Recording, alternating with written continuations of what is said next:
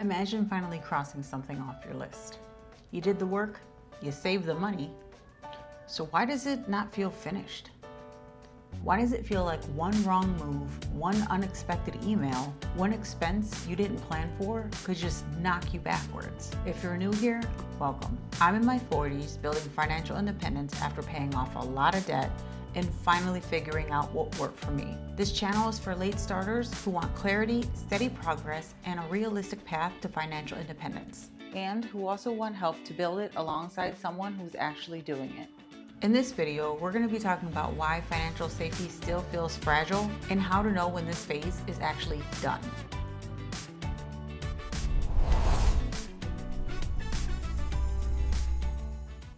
Now, this isn't something I learned from a book or some formula. This is real life tested results. Early on, I went through a layoff without an emergency fund. Years later, I went through another layoff, but this time with an emergency fund. And the difference wasn't just financial. Without a savings, everything felt urgent. Every bill felt louder. Every unknown felt heavier. With a savings, things were still serious, but I could sleep better. I could think.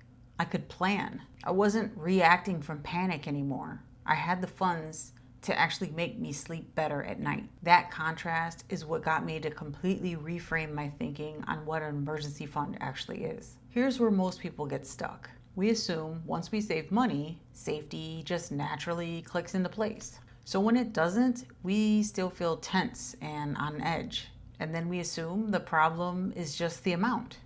Then we tell ourselves we need to save more. But saving more isn't really the answer. You'll just end up on this never-ending cycle of feeling like you don't have enough and then keep on saving. And then it's just a revolving pattern that just keeps happening over and over again. Because if the job of your savings isn't clearly defined, even a pretty hefty savings can still feel fragile. That's how people end up being stuck in this phase longer than they need to be. Not because they're failing, but because they just didn't know when to stop saving. Financial safety isn't about hitting a certain number. It's about confidence in what that money can actually handle. When that confidence is missing, your brain keeps scanning for danger, even when your account balance says that you're fine. That's why most people feel like they're one step away from slipping backwards. To know when your emergency fund is actually done, you don't need a rule of thumb. You just need to ask yourself these 3 questions. First, how stable is your income? Ask yourself this honestly. If my income stopped tomorrow, could I realistically stabilize for 3 months? Not thrive, not be comfortable, just stabilize. If the honest answer is yes, you've already built a meaningful base.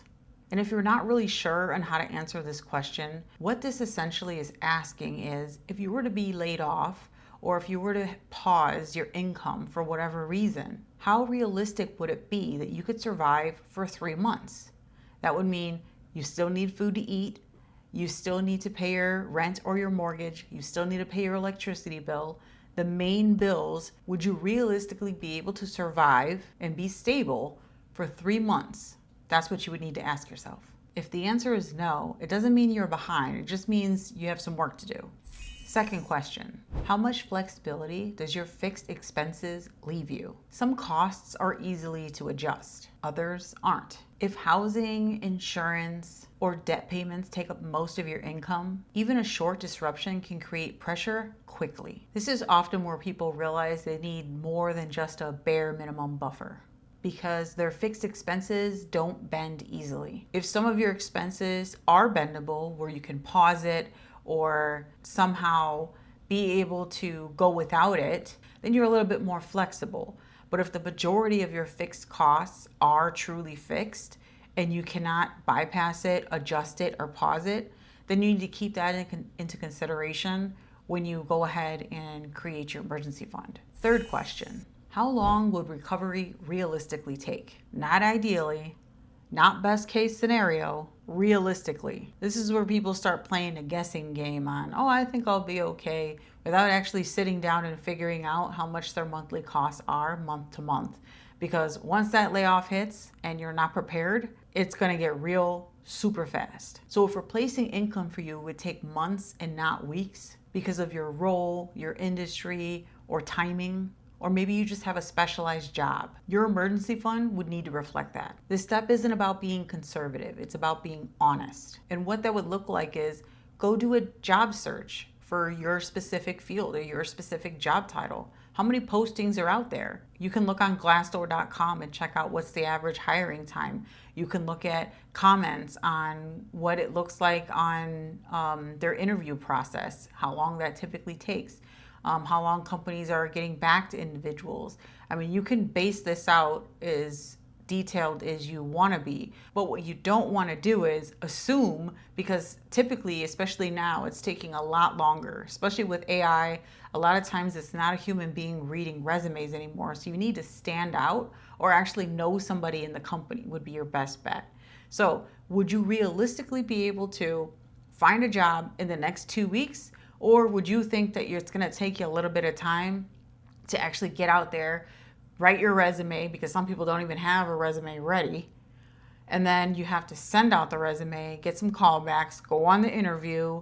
Are you going to be able to realistically do that in a short amount of time? So just be honest with yourself on what type of role you have, and then what you do for a living, and exactly how those could translate into a lateral role or maybe even some kind of a promotion. So when you answer these 3 questions, something important happens. You stop chasing some vague sense of security and you start building confidence in a plan. That's when this phase begins to feel complete. Not because some huge, large stack of money you have saved, but because you actually figured out what you need for your unique situation. So here's what we covered from those 3 questions.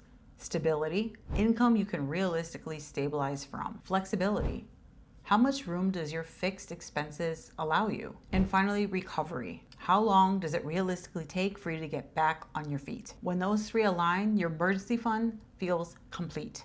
If you're still in this phase right now, you're not behind. You just need to align yourself with the 3 questions that we talked about today, and you'll be back right on track. And if you're still in the emergency fund phase, leave a comment below. Let me know what part of the phase that you're on, or ask any questions if you feel stuck. And if this video was helpful in any way, please consider subscribing, as that really does help the channel grow. Thank you for watching, and I'll see you in the next one.